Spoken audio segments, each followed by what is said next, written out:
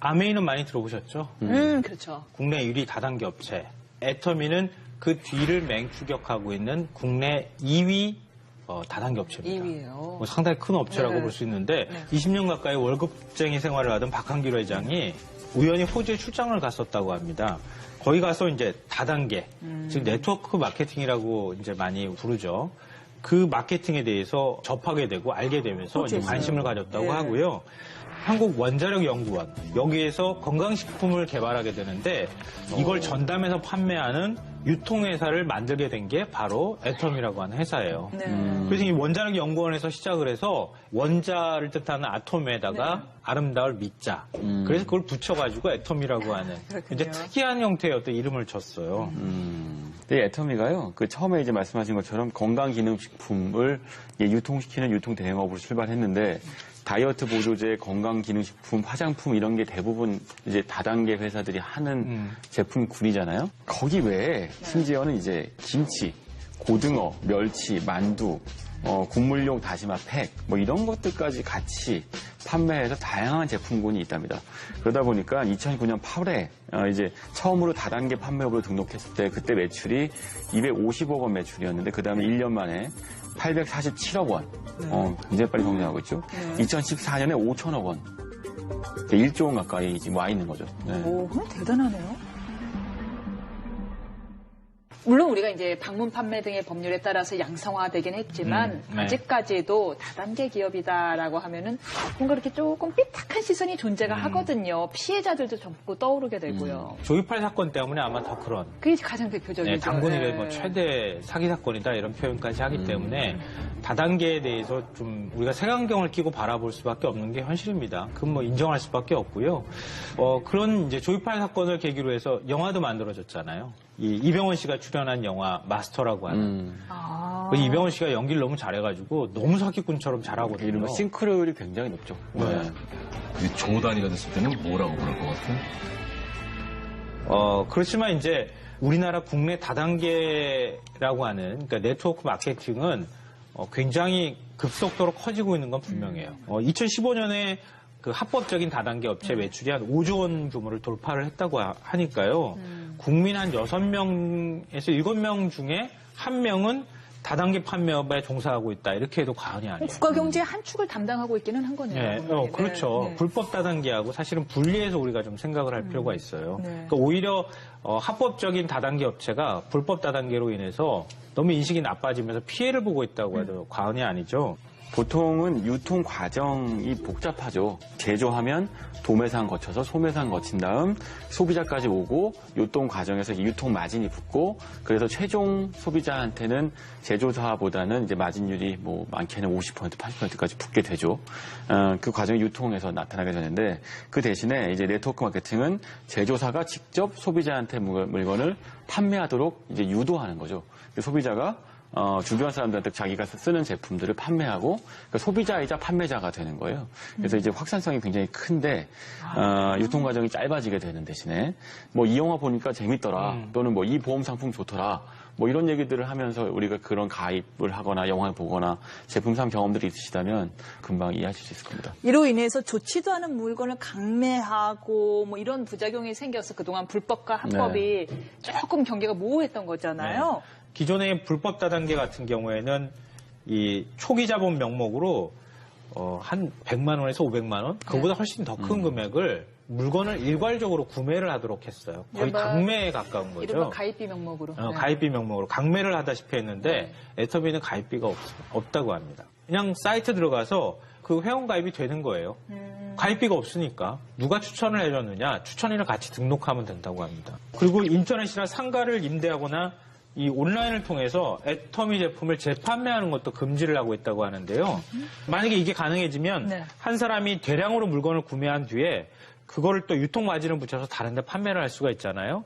그런 것을 원천 차단하고 있다고 합니다. 그런 면에서 또 좀 그 다른 데하고는 좀 구분이 되는 면모인 것 같아요. 네. 저는 애터미에 대해서 들으면서도 굉장히 흥미롭다는 생각이 드는 건 다단계 비즈니스, 네트워크 효과를 극대화시키려면 인센티브가 반드시 필요하거든요. 그러니까 지금 가입비가 있어야 하는 이유는 그래야지 다른 사람 가입비도 받아서 규모가 빨리 커질 수 있기 때문이고 나 말고 다른 사람들을 끌어들일 수 있게 되는 네. 거죠.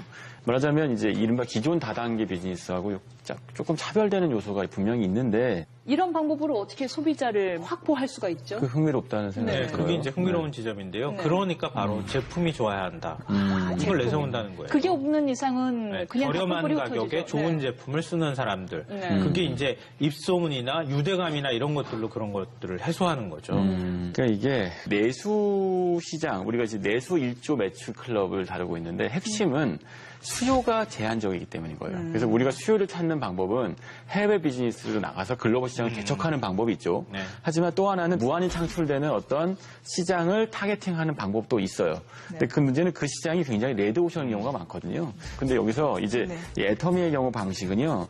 그런 식의 그 레드오션 안에서 이걸 쓰면 나도 좋고 주변 사람도 좋으니까 자꾸 점점 애터미 제품을 주변 사람들한테 권하게 되는 방식으로 그 시장을 잠식해가는 방식을 쓴 것 같습니다. 결국에는 생필품 시장은 워낙에 레드오션이기 때문에 아주 질이 좋거나 아니면 뭐 질도 어느 가격이 정도 아주 싸거나. 비슷해요. 네. 아주 싸거나인데 네. 보니까요 이 애터미 제품들이 실제로 아주 싸더라고요. 이 뭐 칫솔 하나가 990원이라고요. 네. 헐. 네. 그래서 바로 네. 지금 애터미식 방식이 저성장 시대, 제로 성장 시대에 맞는 거예요. 저성장 시대에 접어들면 호주머니에 돈이 없잖아요.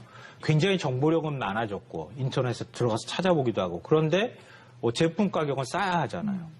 지금 거기에 딱 맞는 거예요, 사실은. 그러니까 제품 퀄리티는 좋지만 제품 가격은 싼 이런 시장을 타겟팅으로 삼고 있는 거예요. 애터미의 경우에는 회원 수가 350만 명쯤 된답니다. 근데 그 안에서 이제 판매 수당을 받기 위해서 물건을 파는 회원 수가 극히 낮아요. 8% 정도 된다고 하고요. 나머지 91%죠. 92%. 실사용자들. 네, 실소비자에 가깝다고 합니다. 그러니까 그 얘기는 무슨 얘기냐면 제품에 대한 만족도가 높다는 거죠. 물건을 팔기 위해서 이 물건을 사는 게 아니고 내가 쓰기 위해서 물건을 산다에 가까운 것 같아요. 네. 높아진 소비자들의 눈을 만족시킬 정도로 어느 정도의 질을 유지하면서 유통할 수 있었던 그 비결이 뭐예요? 그러니까 박한길 회장이 내고는 네 글자가 있어요. 네. 정선상약. 철저히 소비자 눈높이에서 좋은 제품을 골라서 최소한의 이윤만 남기겠다 이런 원칙을 계속 고수하고 있다고 하는데요. 그러니까 박한길 회장이 칫솔을 출시하기 전에 이 시중에서 판매하는 칫솔 수십 개를 사다가 직접 막 몇 달에 걸쳐서 써봤다 그래요. 그러니까 다 이거는 뭐가 좋고 이건 뭐가 좋고 막 광치 이렇게 되셨겠네요. 네. 그 중에서 가장 품질이 괜찮은 것 같다, 잘 맞는 것 같다 이런 칫솔을 딱 골라서 그 업체를 찾아간 거예요. 그 업체하고 이제 계약을 하려고 하는데. 할인가가 그 당시에 1,600원이었다고 하거든요. 개당. 이거를 990원에 나한테 팔아라. 이렇게 얘기를 한 거예요. 조금 안 팔죠. 당연히 안 팔지. 그 업체 입장에서 1,600원짜리를 990원에 누가 팔겠어요. 그럴 때 이 내세운 조건이 있다고 합니다. 첫째, 칫솔을 연간 1,000만 개 우리가 팔아주겠다. 네. 둘째, 원료값을 성금으로 지불하겠다. 이렇게 약속을 했다고 합니다. 그러니까 업체 입장에서는 해볼 만한 일인 것 같다. 이렇게 해서 이제 납품을 하기 시작했던 거죠. 유통에 대한 웬만한 자신감이 있지 않고서야 그렇게 뭐 성금으로 지급하고 이렇게 대량을 주문할 수는 없을 것 같은데요.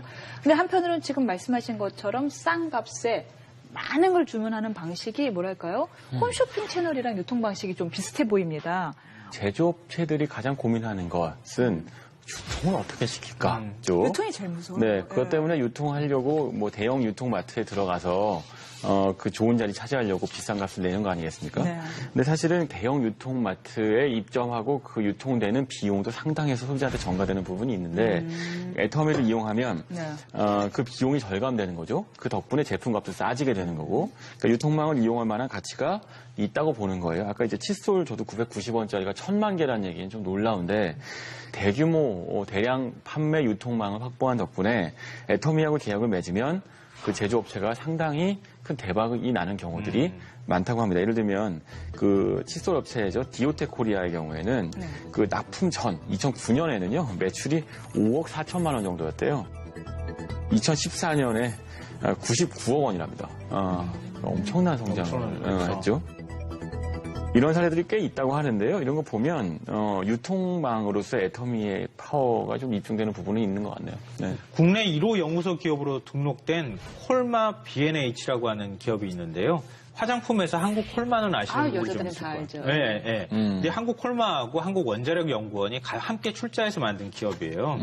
건강기능식품하고 고순도 화장품을 만들어서 애터미에 납품을 이 기업이 했어요. 근데 2016년, 그러니까 작년 기준으로 해서 시가총액이 9,700억 원대가 됐다고 합니다. 아, 상장 기업이에요? 그래요? 유통망을 정말 절실히 원하는 기업들이 지금 애터미 같은데 유통을 태우게 되면 그러면 네. 제품이 검증만 된다고 하면은 순식간에 굉장히 빠른 속도로 판매가 되고 그 기업이 성장하도록 하는 밑거름이 될 수 있다는 거죠. 그 구슬도 깨어야 보배라고 이게 정말 좋은 구슬을 만들어 놓고서도 이 실을 깨지 못해 갖고는 물건을 판매하지 못해서 결국 처분하는 제조업자들 많이 봤거든요. 그럼요. 있죠. 그러면 지금 애터미처럼 이 다단계 즉 네트워크 마케팅을 통해서 성공한 또 다른 사례가 있나요? 뭐 대표적인 케이스가 웅진이 있겠죠. 웅진.